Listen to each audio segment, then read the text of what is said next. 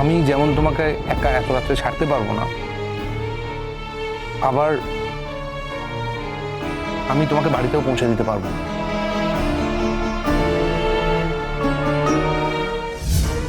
আজকেও আমি আপনাকে এখানে এসে সরি বলতেই চেয়েছি। I am so sorry sir. আমার জন্য আপনাকে সেদিন অপমানিত হতে হয়েছে, আমাকে মাফ করবেন। দেখুন মশাই, আপনাকে বলছিলাম না আজকে সকাল থেকে একদম সরি বন্যা বইছে। আপনি এলেন, সরি বললেন, আর ম্যাডাম এলেন, সরি বলছেন, একবার সরির বন্যা। আচ্ছা, আপনারা দুজন কি কনসাল্ট করে এসছেন? কি বলতে চাইছেন আপনি? স্যার কনসাল্ট মানে দুজনে একই বিষয় নিয়ে এসছেন আমার কাছে, কিন্তু হ্যাঁ, আপনিও সরি বলছেন, আপনিও সরি বলছেন, তা দুজনে কনসাল্ট করে আসেননি বলছেন। ঠিক আছে, আমি এখন উঠি, আর আপনার সাথে আমার কথা হয়ে গেছে। মোহর বসুর কি হবে? আমি তো বললাম আমি ওকে লিভ দিতে পারবো না। দেখুন, আমি কিন্তু আজকে মোহর বসুকে বাড়ি পৌঁছবো না, পৌঁছতে আপনাকেই হবে।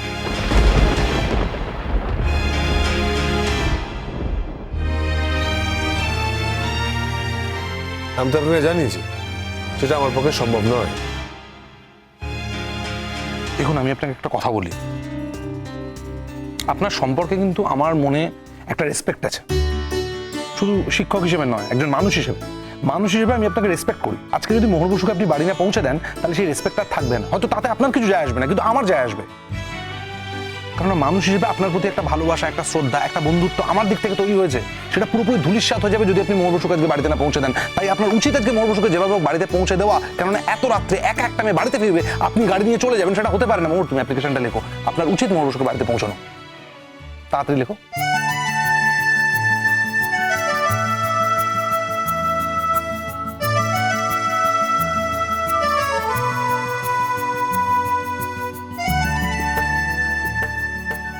আমি বুঝতে পারছি না স্যার, আপনি আমার পারমিশন ছাড়া অন্য কারোর গাড়িতে আমাকে কি করে তুলে দিতে পারছেন?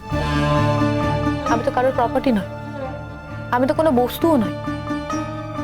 আমি হিউম্যান বিইং, একজন মানুষ। আমার ইচ্ছে অনিচ্ছের কোনো কিছুর কি দাম নেই?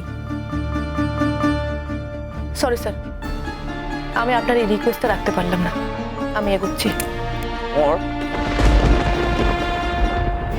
আমি যেমন তোমাকে একা এত রাত্রে ছাড়তে পারবো না, আবার আমি তোমাকে বাড়িতেও পৌঁছে দিতে পারবো না।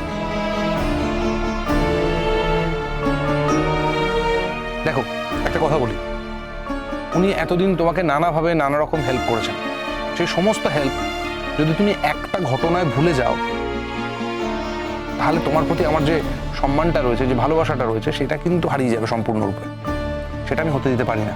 তাই তোমার পারমিশন ছাড়াই আমি বলেছি তুমি ওনার গাড়িতে যাবে, যেহেতু আমি তোমায় পৌঁছে দিতে পারছি না, উনি তোমায় পৌঁছে দেবেন। এবং আমি আশা করছি মিস্টার রায়চৌধুরী বাইরে নিশ্চয়ই অপেক্ষা করবেন তোমার জন্য, তোমাকে পৌঁছে দেওয়ার জন্য।